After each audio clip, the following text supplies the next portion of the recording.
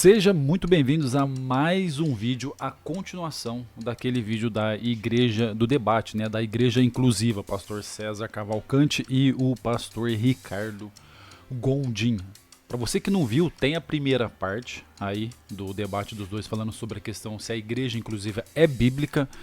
E agora nós vamos ver a continuação, a outra parte desse debate aqui, tá ok? Meu nome é Thiago, você que está visitando o canal pela primeira vez, se inscreve, deixa o seu like. Esse é um canal de apologética, onde a gente faz reacts de debates, testemunhos, milagres, pregações, enfim, e outras coisas demais aí, sobre religiões também.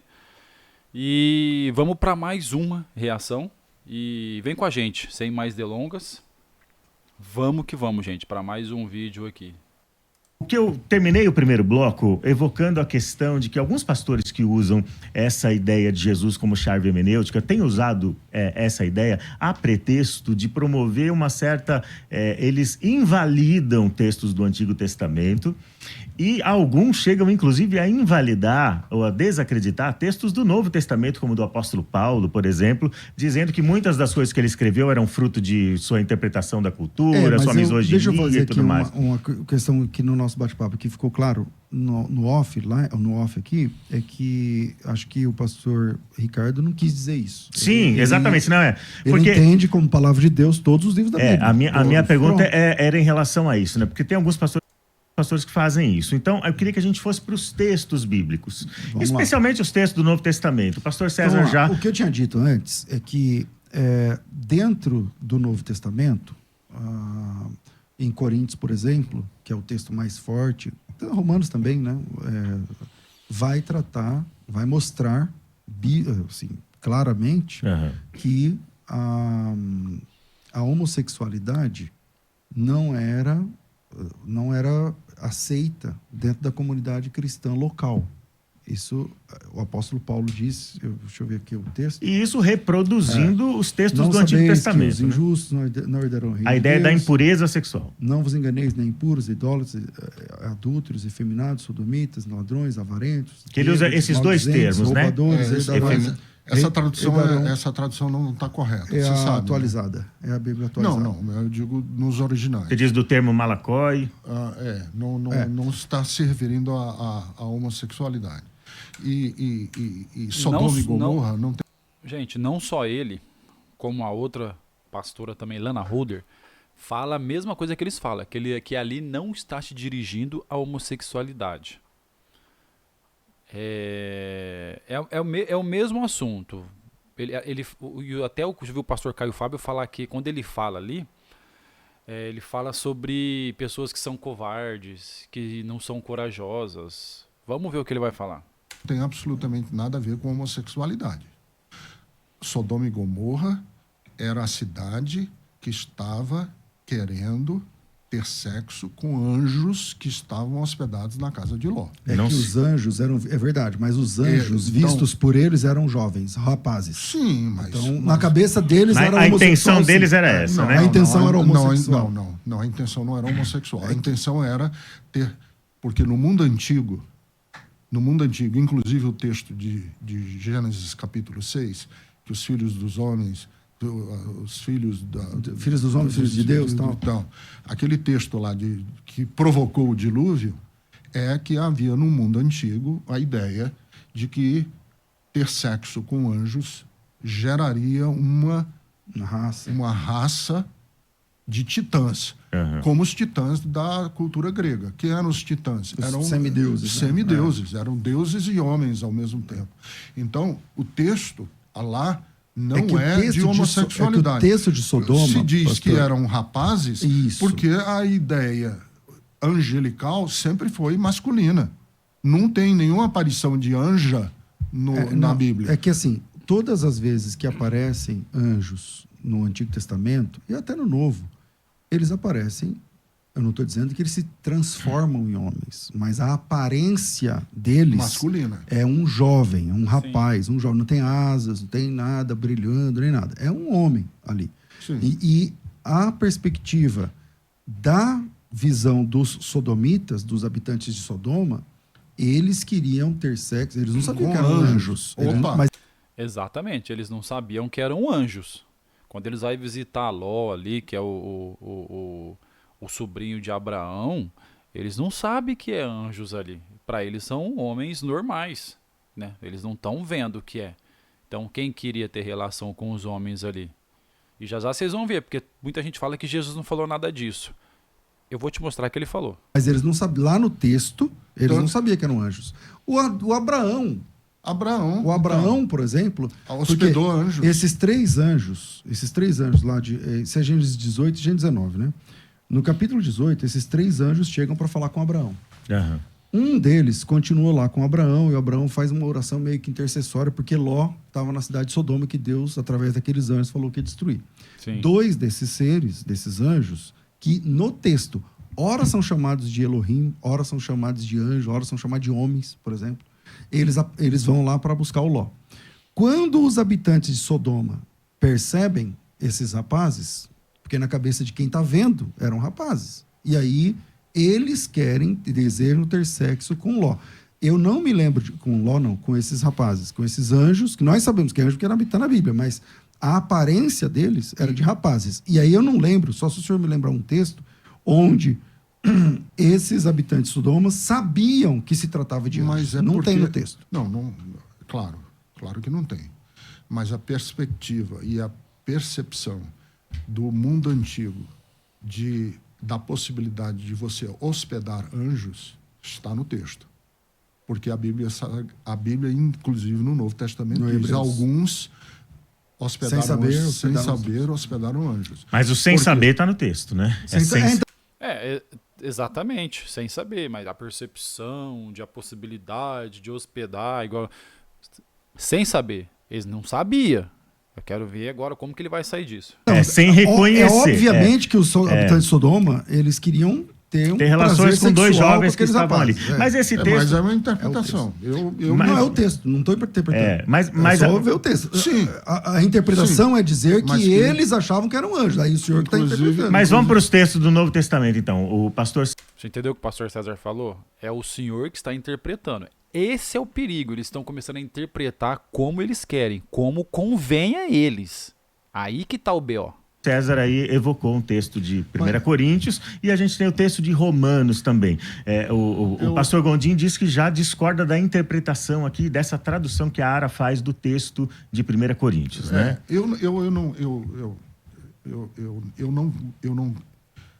Para eu dizer que minha igreja é uma igreja afirmativa, eu tenho que fazer a seguinte afirmação sobre a minha afirmação. A minha afirmação é a seguinte: entre o texto e a compaixão, eu fico com a compaixão. Entre o acolhimento e a quadratura do texto, quadrado das 4 linhas do texto, eu me dou o direito de, inclusive, errar. Vocês estão entendendo? Vocês estão entendendo? Vocês estão entendendo aonde que tá a falha? A hora que o cara não tem saída, a hora que ele não tem para onde ir, olha, mas agora eu resolvo ficar com a compaixão, com o amor, eu me recuo do texto, ainda dou o direito de errar para não... Vocês estão sacando a ideia? Vocês estão começando a entender quando não tem saída? Não, mas o amor... Cara, Deus, Jesus, ele não é só amor, ele é amor e tem justiça ali também. Você dizer assim, você E está verdade. errado. Porque eu tenho para mim, assim...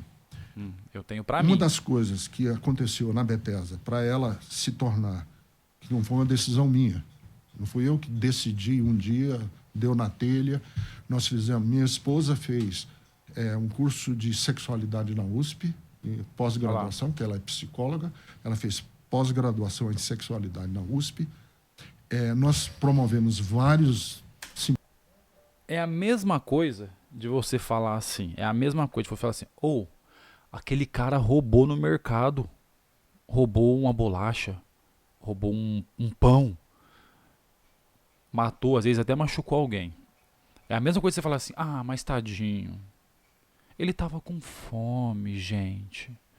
Mas tadinho, tá passando necessidade. É a mesma coisa. É a mesma coisa que tá acontecendo aqui. É a mesma coisa. Então não justifica, tá entendendo? Simpósios internos, debatemos durante uns 2 ou 3 anos sobre esse tema, até que eu fiz essa afirmação. E eu fiz essa afirmação Ao final foi uma decisão sua. Como é que aconteceu? Porque eu queria saber isso também. Como é que aconteceu? Não. Foi uma decisão do presbitério, da igreja, do colégio pastoral. Do colégio pastoral. Como que foi a adesão da igreja? Como um todo, como comunidade? Perdeu membros? Perdemos. Muitos. Normal. Muitos. Lógico. Muitos.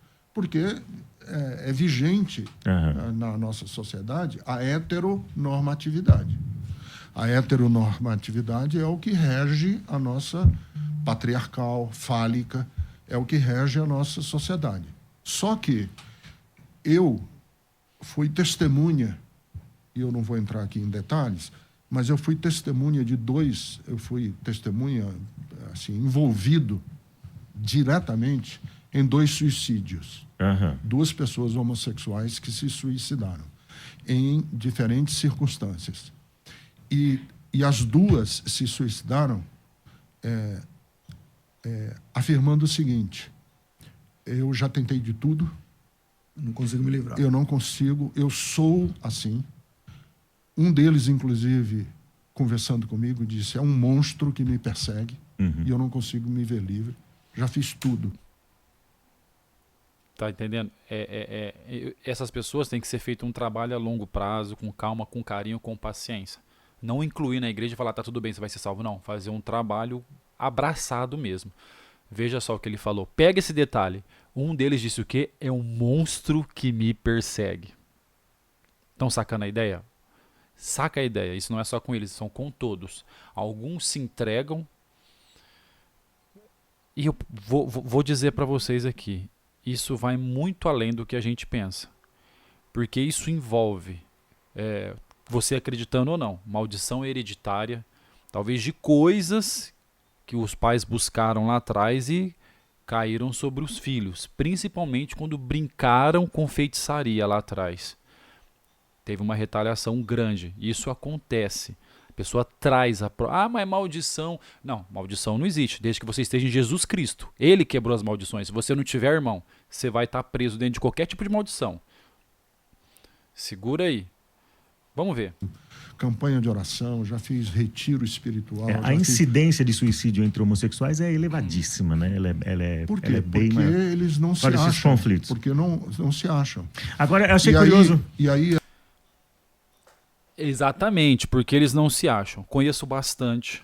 Já trabalhei com street dance lá atrás. Conheço bastante pessoas. Já trabalhei com evangelismo nesses lugares. Essas pessoas, a maioria, uma boa parte escolhe esse caminho. Depois desse caminho, querem se prostituir para ganhar dinheiro com isso. E aí na prostituição começam a usar drogas. Porque é uma opressão. Não é normal acontecer. Então ela vive uma opressão. Ela vive algo que não é dela. E às vezes depois que ela entrou e mudou e transformou o corpo dela, ela não consegue voltar e se arrepende. Então não adianta, não tem fim. É prostituição, é droga. É por isso que há o suicídio, porque vai chegando uma hora que a opressão a opressão não é por causa da sociedade. Isso que eles falam é mentira. A sociedade está oprimindo, está falando que eles não são assim, temos que amar e trazer para a igreja. Não, isso é mentira, isso é coisa do diabo. Isso aí é o diabo que está querendo empurrar para dentro. Tá entendendo? É o diabo que está querendo fazer isso. Não, essa opressão não é a sociedade que faz isso. É a própria escolha deles e diante das situações que vai acontecendo ali, que vai um abismo puxando o outro, aí começa a opressão, em cima de opressão chega uma hora que o cara não aguenta mais. E assim... Só que eles querem procurar alguém para jogar a culpa. Aí fala que a culpa é da igreja porque a Bíblia condena. E não tem nada a ver com a igreja isso. Não tem nada a ver com a igreja. Eu, Ricardo Gondim, agora não estou falando da Bethesda, Tá. Eu, Ricardo Gondim, cheguei à questão da homossexualidade não tratando diretamente da questão da homossexualidade. Tratando, primeiro, da questão do ser humano. Da pessoa. Eu não vejo as pessoas como puras. Eu acho que tem que pregar o evangelho também. Mas eu posso pregar o evangelho também na perspectiva de Pedro na casa De Cornélio. Pedro, na casa de Cornélio, foi enviado por um anjo dizendo o seguinte: vai lá e anuncia o evangelho a Cornélio, porque Cornélio é justo, é temente a Deus, as esmolas dele chegaram ao céu. Então, eu prego o evangelho também, partindo do princípio que algumas pessoas precisam ouvir o evangelho, não porque estão condenadas a ir para o inferno. Elas precisam ouvir o evangelho porque elas são pessoas tão dignas, tão bonitas, que é impossível que uma pessoa passe pela vida sem saber diretamente quem foi Jesus de Nazaré. Então, Não, a gente precisa pregar o evangelho porque a Bíblia diz que aquele que crê, ele só vai crer depois que ele ouvir. E como ouvir se não há quem pregue, né? Então alguém tem que pregar. Por quê? Porque depois de pregado, aí tem a cobrança. Que tipo de cobrança? Aí se aplica aquele texto. Quem crê será salvo, mas quem não crê será condenado. Então, se não pregar o evangelho, não tem como saber se a pessoa vai crer ou não vai crer. Então, quem crê será salvo, quem não crê está condenado. Por isso tem que pregar o evangelho, não só para ela conhecer Jesus, saber quem foi, porque ele já é justo, como diz. Não, você tem que ver o contexto do Cornélio. Jesus falou que ele era justo porque Jesus conhece o coração de cada um, da mesma forma que Jó lá atrás. Por que ele era justo? Não porque ele era homossexual ou outra coisa, não, ele era justo porque Jesus conhecia que ele era um cara bom de coração, como existe pessoas bons de coração. Esse cara é justo, esse cara tem um coração bom, ele faz as coisas boas. Não que ele é perfeito, não. Jesus não falou que ele é santo, falou que ele é justo. É um cara que aplica a justiça. Não é porque ele aplica a justiça que ele é perfeito em todas as áreas da vida dele, tá vendo? Não é assim que funciona. Não é dessa forma. Os caras jogam no contexto geral porque quer favorecer a ideia dele. Então, tipo assim, ele é justo, então vai lá e prega a palavra porque ele precisa conhecer a palavra para crer, para ser... Sacaram isso? Ele é justo, mas precisa pregar a palavra para ele porque ele precisa crer para ser salvo. Entendeu? Chego à questão da homossexualidade partindo desse princípio, de que Jesus olhou para um centurião que era romano, era pagão, e disse: eu nunca vi em Israel fé igual a desse homem. Ele olhou para uma mulher cirofenícia e disse que o corrigiu. A mulher o corrigiu. Nós tentamos, às vezes, adocicar o texto, mas a mulher corrigiu Jesus, porque Jesus estava repetindo uma espécie de racismo estrutural da qual ele era parte. Jesus foi culpado de racismo nesse momento? Não foi culpado.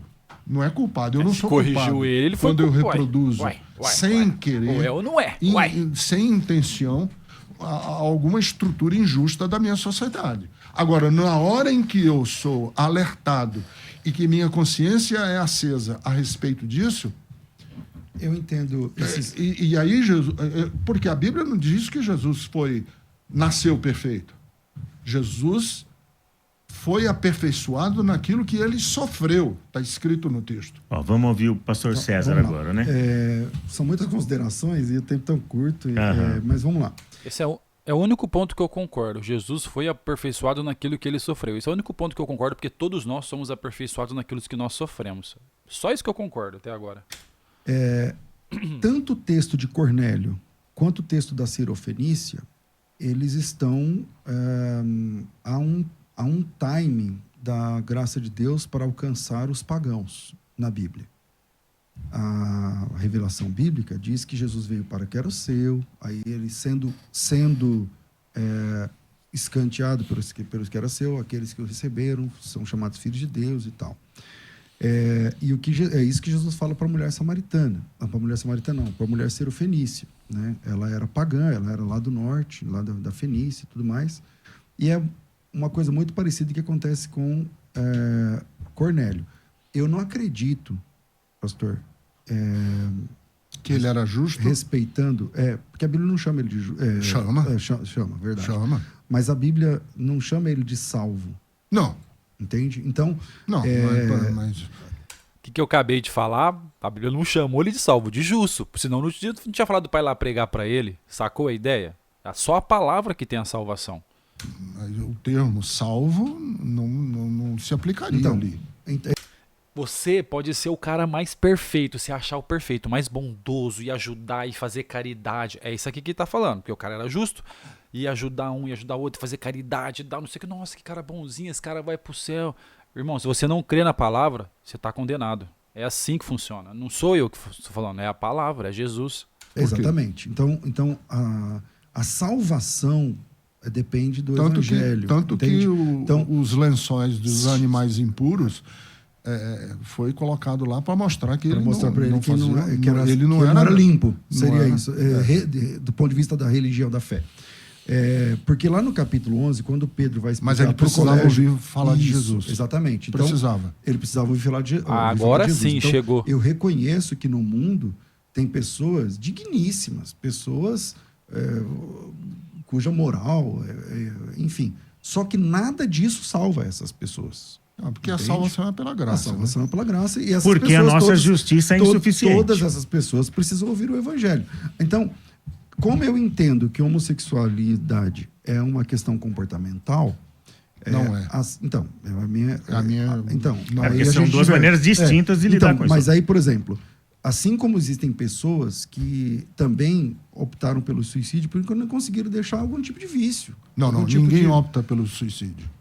Não, ninguém opta Então, pelo suicídio. Ô, pastor, mas O vamos lá. suicídio, Ninguém opta, então a pessoa vai e se mata por quê? Ela chegou numa situação que ela não viu mais saída e ela achou que ela optou, era a única saída que ela achou que tinha. Ela achou que tinha na vida dela. Tenta entender o meu suicídio ponto de vista da forma que eu estou falando.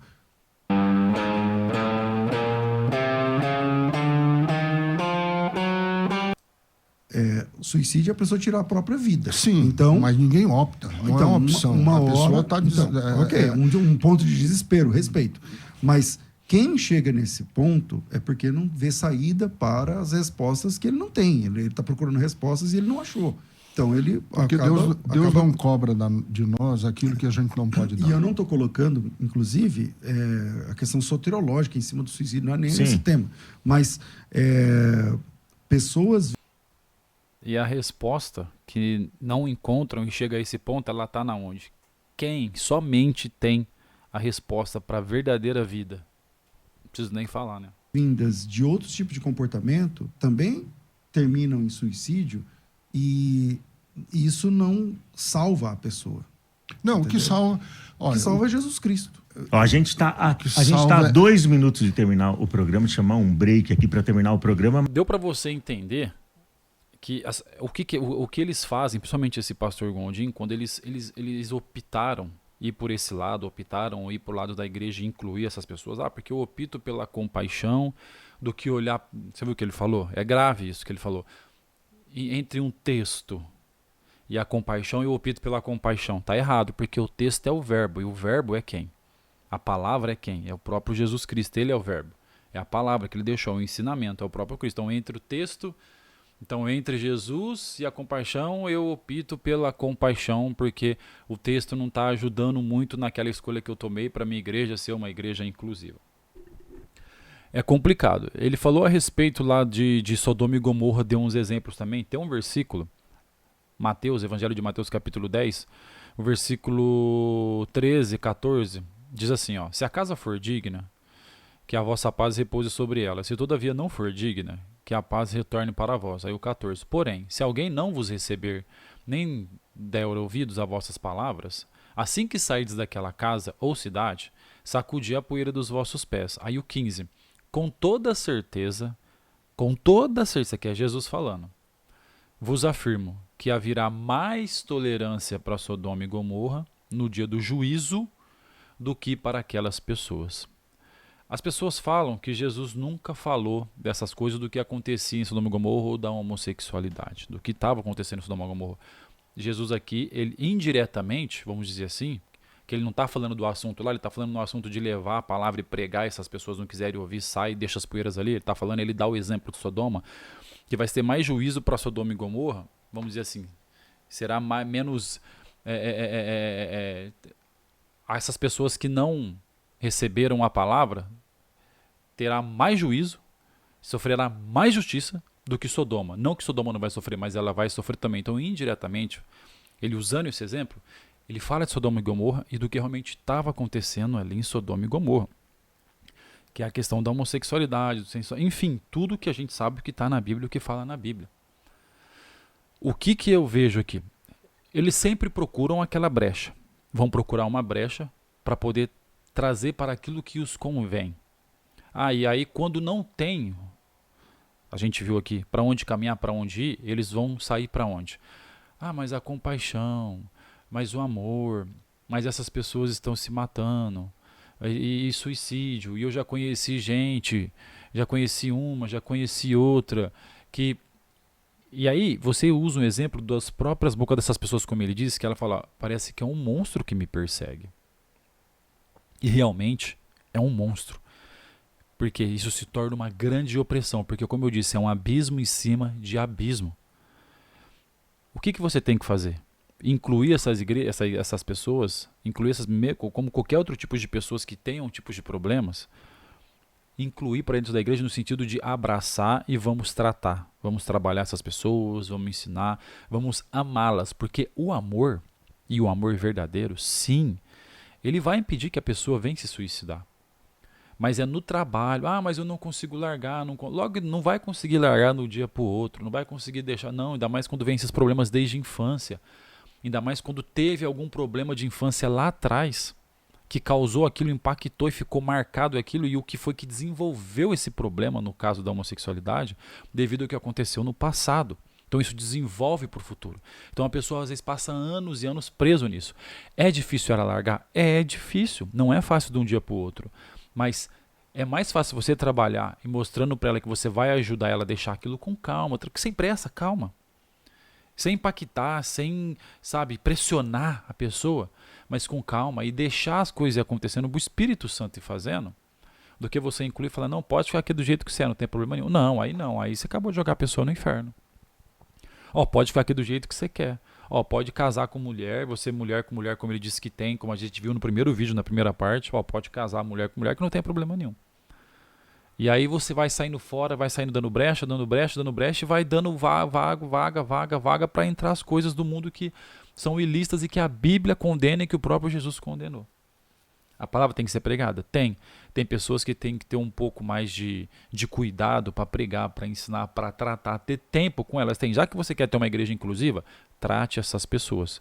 Cuide delas. Tenha tempo, tenha amor, tenha carinho, tenha tempo, mas trate sempre para que essa pessoa venha se libertar. Porque se ela ficou 20, 30 anos preso nisso, não vai ser 10 meses, 20 meses que ela vai se libertar. Conheço pessoas que sim.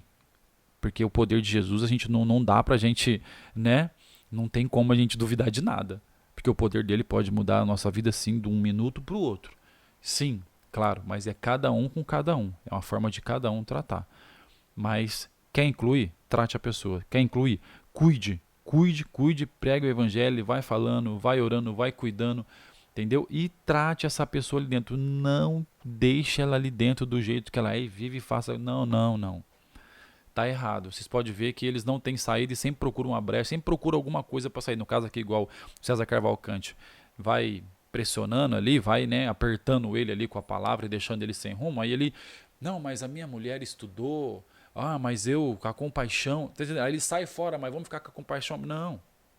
A compaixão, realmente, e o amor por essas pessoas é ajudar elas a se livrar desse monstro que perseguem elas. Gente, esse é mais um vídeo, tamo junto, a gente vai fazer uma outra parte dele aqui para não ficar muito longo desse react. E se inscreve no canal, deixa o seu like aí, Deus abençoe a todos vocês e me aguarde até o próximo vídeo.